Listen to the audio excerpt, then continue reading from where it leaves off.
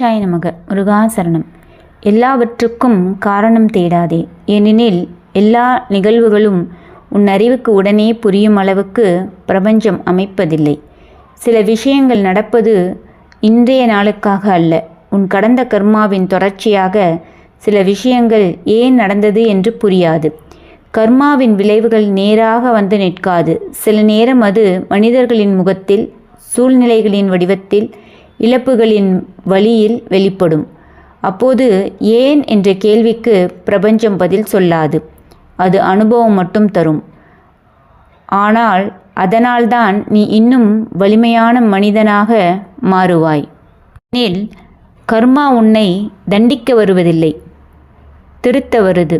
பிரபஞ்சம் உன்னை உடைக்க வருவதில்லை, உன்னை அடுத்த நிலைக்கு கொண்டு போக அழுத்தம் தருது.